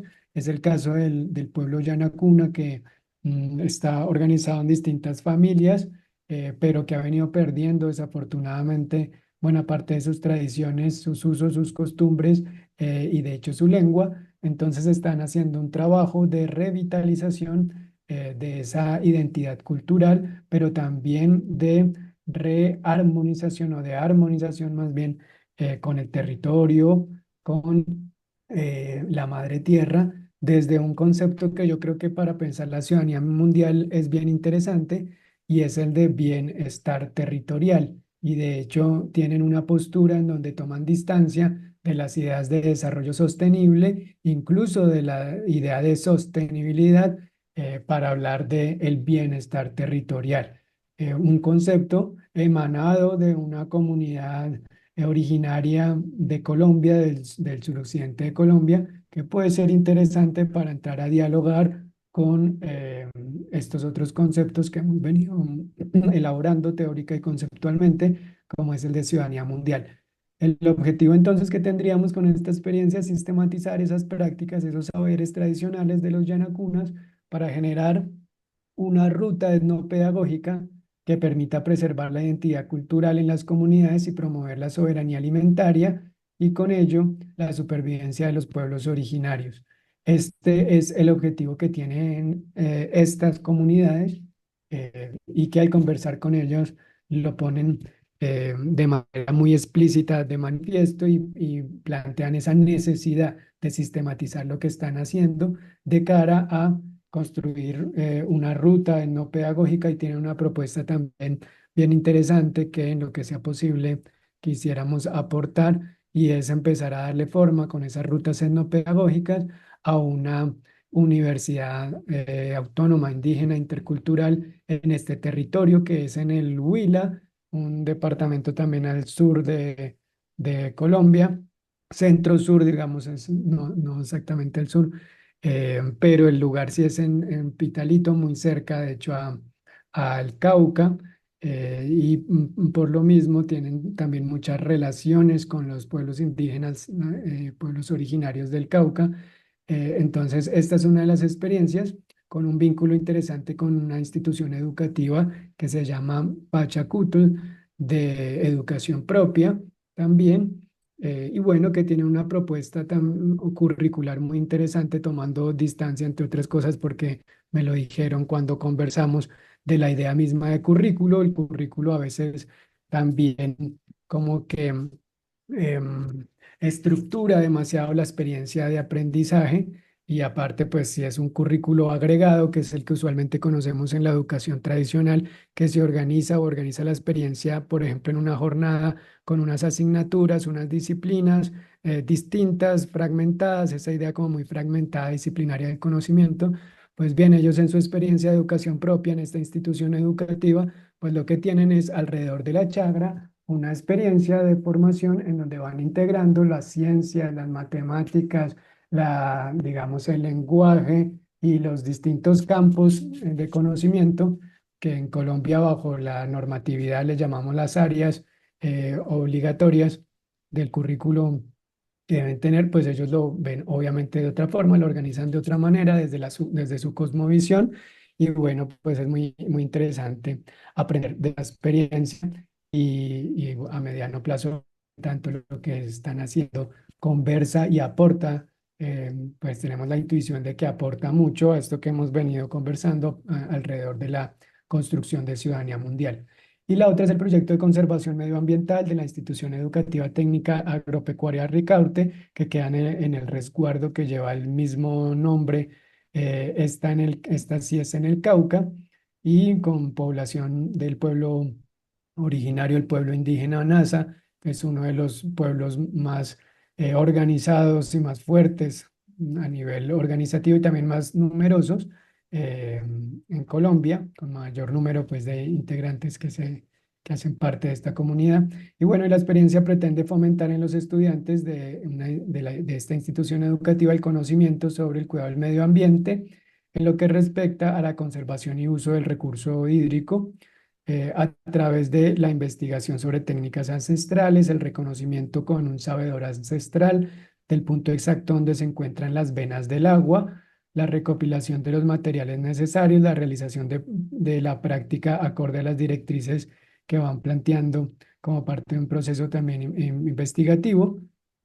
Acá la importancia de la investigación como estrategia pedagógica, la reforestación, la documentación escrita y audiovisual. Fíjense que desde la misma experiencia, de todas maneras, también está ese interés por documentar, por narrar, por reconstruir de forma escrita, pero también audiovisual la práctica.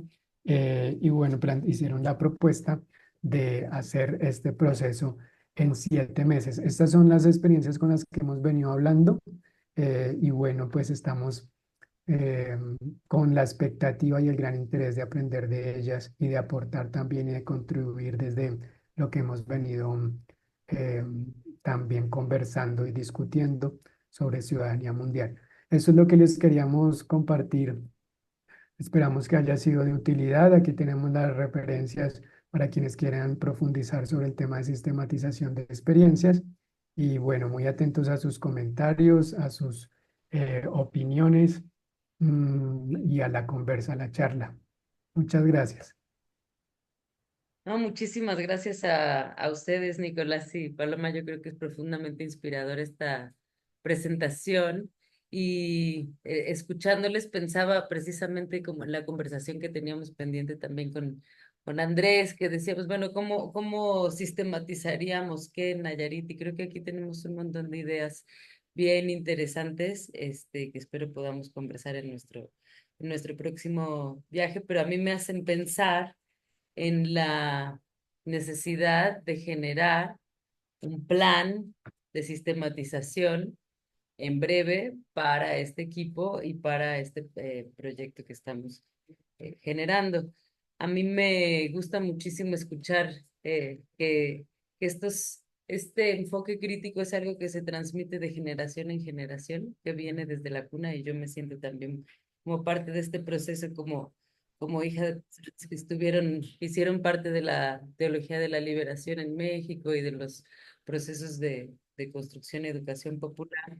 Y entonces me parece muy significativo y simbólico como el papel que queda en nuestras generaciones y en las que nos siguen, ¿no? Esta gente mucho más joven que está participando del proyecto y las siguientes generaciones. Entonces, creo que este ejercicio de sistematización es de lo más rico y lo que me hacen pensar es que hicimos la elección metodológica correcta en el planteamiento de este proyecto y que lo interesante frente al gran planteamiento de la UNESCO no es tanto cómo nos vamos a alinear a una política global, sino cómo podemos dialogar con esta lógica desde nuestras experiencias más locales, ¿no? Y me parece importantísimo que podamos compartir especialmente las referencias.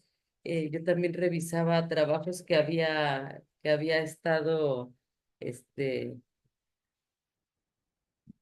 asesorando para sistematizar experiencias específicamente en el proyecto de las comunidades de aprendizaje y recogiendo alguna bibliografía, veía también la sistematización de Marco Raúl Mejía, que ustedes no mencionaban y que tenía ganas de saber si si lo conocen, y también la sistematización como investigación interpretativa crítica que ahora mencionaba Nicolás, de Disney Barragán Cordero y Alfonso Torres Carrillo. Entonces, como yo no he formado parte de la construcción de conocimiento metodológico específico, a lo mejor me gustaría preguntarles cómo se ha generado el debate más académico en relación con estos enfoques para podernos posicionar de una manera clara, eh, porque yo me aproximé a este tema de la sistematización de experiencias hace muy poco tiempo en relación con este proyecto, y entonces entendía que es una metodología que emana de la educación popular y buscando referencias encontraba estas que les comentaba y me parece súper importante y nutritivo esto que nos comparten para poder ir generando entonces también pues un cuerpo de conocimiento y que además me interesa muchísimo vincular también con mi docencia, porque por ejemplo en nuestras asignaturas metodológicas pues nunca está contemplada la sistematización de experiencias como una posibilidad de generación de conocimiento sociológico. Me parece un vacío muy importante. Entonces, les agradezco muchísimo y no quiero acaparar la palabra, quiero preguntarles si alguien quiere participar, preguntar, dialogar, pues, por favor, díganlo. No sé. Bueno, tengo una pregunta, pero quiero Adelante. dejar Ujú. los demás para empezar, no hay problema. Pero nadie más ha pedido la palabra de momento. Entonces, Ok. Bueno, estoy muy agradecido para todo lo que escuché hoy y las presentaciones. Una pregunta que tengo es que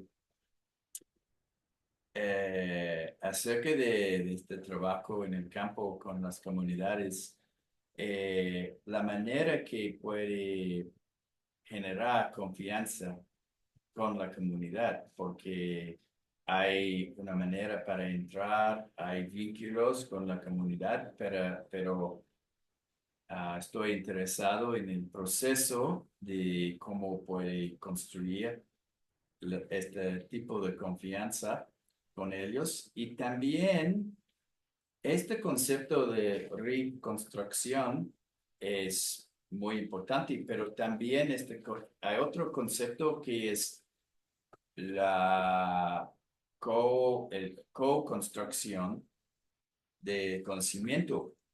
Y como no sé que esto es una parte de investigaciones que ustedes ya hicieron, pero este concepto que las personas en las comunidades pueden participar en la construcción de saberes, conocimientos, en una manera así, bueno, compartir el proceso, compartir ah, a través de conversaciones. Pero sí, solamente quiero preguntarles sobre estos conceptos. Perfecto, muchas gracias, Bernard, y Cecilia también por las preguntas. Pues sobre el primer punto que tiene que ver con lo que mencionaba Cecilia de los debates, hay un buen número de debates, podría mencionar por lo menos tres.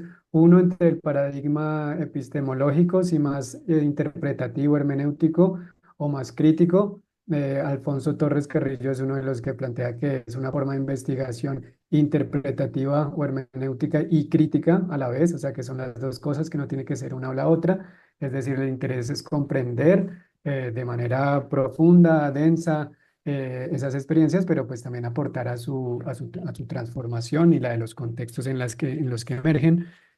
Otro punto de debate tiene que ver con la relación entre los actores, si debe ser la sistematización de experiencias un proceso que exclusivamente realizan quienes pertenecen a las experiencias, eh, otros así lo sostienen y algunos más pues dicen, no, pues es un diálogo de saberes, Es una discusión, de hecho, varias de estas tampoco son exclusivas de la sistematización de experiencias, ¿no?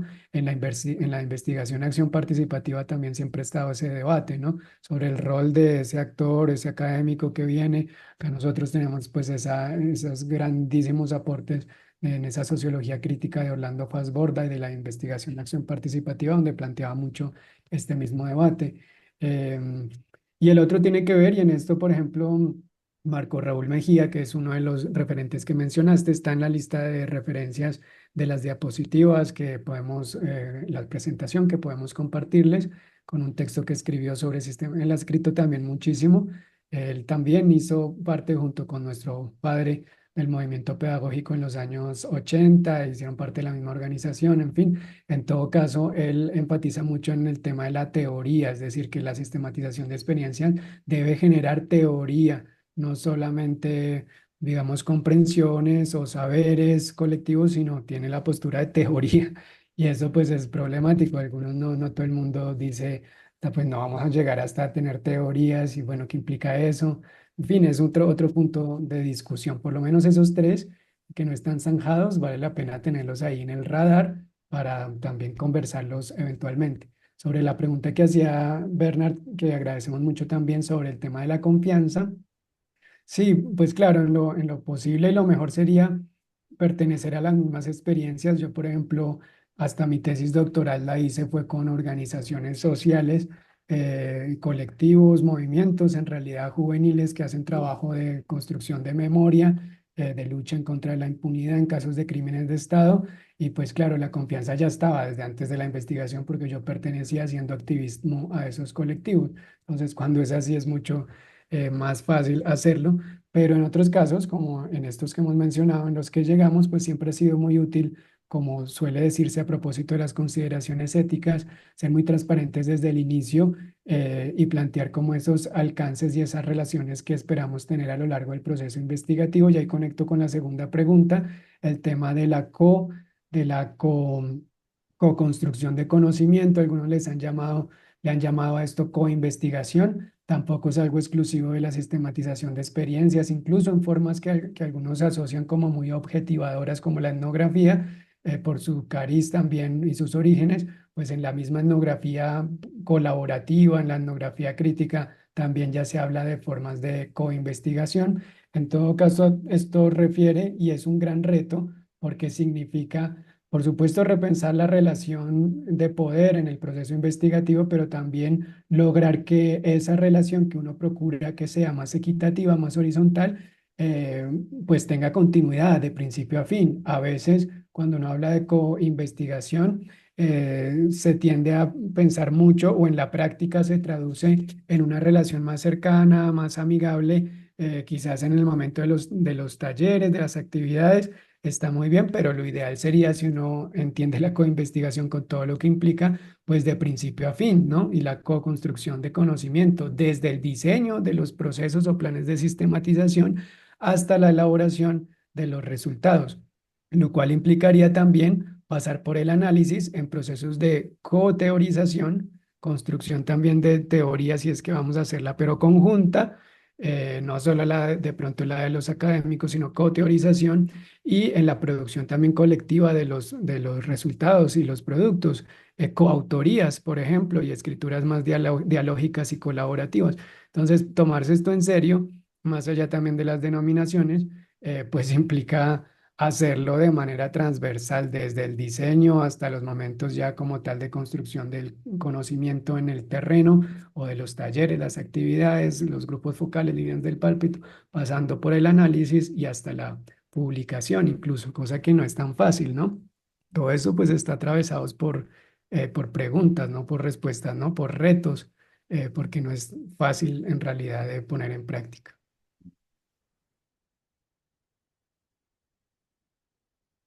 Adelante, Randy.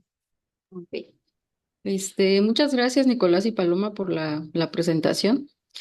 La verdad es que de repente como que pensaba que la sistematización de experiencias, incluso a veces te basas como en algunos libros sobre cómo hacerlas, pero realmente no te acercas realmente a este proceso de que ahorita mencionas, incluso de coinvestigación o con un enfoque más participativo y desde los lugares, ¿no? Desde los territorios. Entonces, todo lo que han trabajado me parece muy bien y creo que también es inspirador, ¿no? Todo el trabajo que han realizado. Y algunas dudas que tengo es sobre lo que presentaste, Nicolás, cuando mencionabas sobre los productos. ¿Quién elabora los productos? Porque presentaste como diferentes ejemplos, pero ¿quién los hace? Y sobre todo a partir del enfoque que ustedes trabajan de sistematización de experiencias y también junto con ese plan mencionabas en una notita que no se renuncia a la experimentación, ¿no? Aunque tengas un plan como que pareciera fijo, siempre puedes estar con la experimentación o experimentar y también la incertidumbre, ¿no? Porque a veces hay cosas que no las tienes bajo control o no están planeadas, pero suceden, ¿no? Y de ahí, con esa idea o esa pregunta, se han desarrollado algún tipo de laboratorios de aprendizajes y también como la co-construcción de conocimientos. Y ya por último, también me pareció muy interesante lo que están elaborando a nivel de podcast, como de divulgación y el video documental. Pero de acuerdo al enfoque que ustedes manejan, saber cómo están realizando ese tipo de productos de divulgación, si es más participativo, por ejemplo, el video documental participativo, el podcast, también me pareció muy interesante el paisaje sonoro. ¿Y dónde se pueden encontrar? ¿Tienen algún canal de YouTube? O sea, como, ¿cuáles son los medios de comunicación que utilizan ustedes para divulgar todo eso que están coproduciendo, ¿no? Pues esas serían como las preguntas. Muchas gracias. Muchas gracias. Y no sé, Paloma, si quieres arrancar por la última y después yo me devuelvo. Sí, listo. Pues digamos, la idea también de hacer estos productos era de pronto que fueran productos que la gente, que las mismas personas de las comunidades pudieran acceder. En el caso de allá en las comunidades campesinas, lo que se estila mucho allá pues son las radios, ¿no? La radio comunitaria, que es, digamos, un medio de difusión súper importante en el campo y, digamos, un lugar muy chévere para poder compartir estos podcasts sería a través de la radio comunitaria. Además, pues obviamente de las plataformas pues, de streaming como Spotify y Vimeo. Digo, Spotify. El problema es que en este momento todavía no están publicados pues como oficialmente, no están todavía subidos en Spotify, pero sí, digamos, un lugar chévere para los podcasts también son las radios comunitarias, que son un lugar de difusión muy interesante. Y en el caso del video documental, como queríamos que este fuera realmente un insumo que les sirviera mucho a esos lavaderos comunitarios que están como en riesgo de desaparecer, pero son patrimonio. Entonces lo que nosotras hicimos fue ayudarlos creándoles a ellos un canal de YouTube que se llama canal Los Lavaderos Comunitarios Antigua Fábrica de Losas, y allí en su canal pues publicamos ese video que aunque lo realizamos nosotras como colectivo, pues estaba publicado en sus redes, ¿no? Porque pues también de eso depende un poco, pues esta discusión que se abrió ahorita, ¿sí? Sobre la coautoría y de quiénes, ¿no? Los derechos de la investigación cuando el conocimiento pues viene realmente de las comunidades, quién lo tiene, quién tiene el conocimiento a la hora de ser publicado. Entonces, por eso también a través de YouTube difundimos eso y pues si quieren les puedo mandar el link del video para que le echen un vistazo. Aquí se los mando por el chat. Gracias, Paloma. Gracias, Paloma. Sí, y ahí en estos procesos en donde la experimentación y el diálogo de saberes es tan importante, pues siempre hay que considerar que, claro, no todos sabemos de todo, ¿no? Entonces, pues cada quien desde lo que sabe puede aportar, pero en conjunto, bajo un propósito común, que sea que la investigación o la sistematización de experiencias permita realizar o concretar nuestros sueños. Entonces, por eso desde el principio ese plan pues si apuntamos a que sea un podcast o a que sea un video, pues tenemos que partir de esos saberes que tenemos quienes conocen al respecto. Si no, como comentaba Paloma, pues hay que apoyarnos en otras personas. Pero bueno, mirar siempre las maneras. Creo que como investigadores tenemos que también ponernos como en una posición de mediadores y al servicio en últimas de las comunidades, poner la producción de conocimiento al servicio de esos sueños comunitarios, ¿no? Pero más allá de la producción de conocimiento, también todas nuestras posibilidades, habilidades, capacidades, redes que tengamos para contribuir y aportar de alguna manera. Para contarles muy rápidamente otro caso, va a salir publicado en los próximos meses un libro que este lo hicimos con la Universidad de los Andes, en el que sistematizamos 40 experiencias de construcción de paz en el contexto escolar en 9 departamentos de Colombia. Y ahí, pues al principio también pensamos con estas experiencias, estos son como maestros, maestras de la educación formal, bueno, ¿a dónde vamos a llegar? Nuestro interés era como académicos, como usualmente lo hacemos, pues artículos y el libro, ¿cierto? Y fue lo que propusimos, pero empezamos a ver que primero había dificultades con el tema de la escritura como tal, cuando empezamos a hacer los primeros ejercicios de escritura, y segundo, pues que en algunos casos no era necesariamente este el interés, entonces tuvimos que elaborar otros y apelar a otras posibilidades. Hicimos una caja de herramientas, hicimos también un espacio con videos en donde se narraba la experiencia. Igual hicimos nuestro libro, pero en un proceso de acompañamiento y, como decías, una suerte de laboratorio en donde vamos reuniéndonos con uno a uno y con base en una estructura común y vamos acompañando ese proceso de escritura. Y en últimas, pues con lo que decíamos también de la coautoría, pues el libro recoge esas 40 experiencias narradas por sus protagonistas, desde sus voces y desde su escritura, con el acompañamiento nuestro también. Y ya, ese es el libro. Entonces es visibilizar esas voces y nutrir un poco desde nuestro propio saber y experiencia para que esos sueños conjuntos también se realicen, y pues lleguen como a buen puerto. Muchas gracias, Nicolás.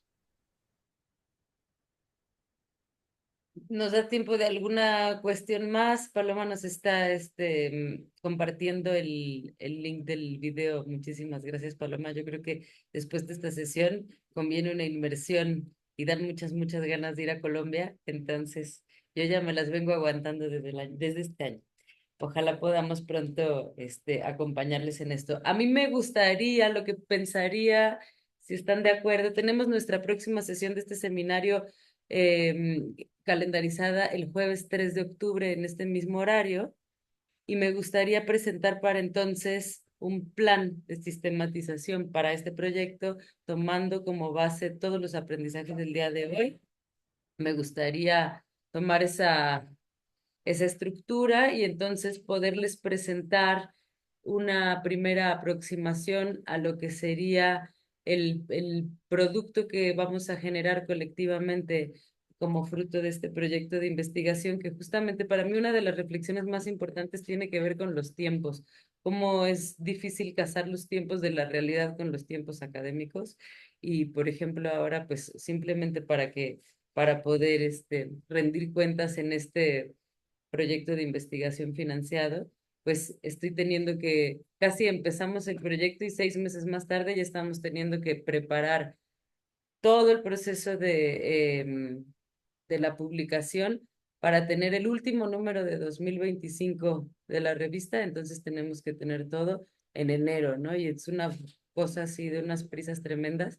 Entonces, yo he ido conversando con cada uno, con cada una, a nivel particular, para ir viendo qué vamos a aportar, cómo vamos a generar este diálogo, y veíamos difícil para este número por estos tiempos entrarle al diálogo norte-sur, fundamentalmente porque Bernard en este momento está en el sur global y porque no en la lógica del norte global, como él me explica, pues todos los tiempos académicos que le implican los procedimientos éticos no le permitirían hacer trabajo de campo en estos tiempos, lo que no significa que este trabajo continúe en adelante y que podamos tener muchas otras posibilidades, pero lo que estábamos pensando con Bernard era en este momento quizás concentrarnos más en la sistematización de experiencias desde América Latina, desde el sur global. También estoy en un debate conmigo misma sobre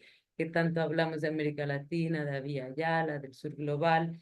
Y ahí, pues, ahora que vayamos a Nayarit, estoy queriendo tener una reunión con Carlos y con Andrés para profundizar sobre ello, para pedirles apoyo, sobre todo a Carlos, que conoce muy bien el material de Boaventura de Sousa, que es quien plantea en Epistemologías del Sur esta idea del norte y del sur global, cuáles son los alcances y los límites de este diálogo.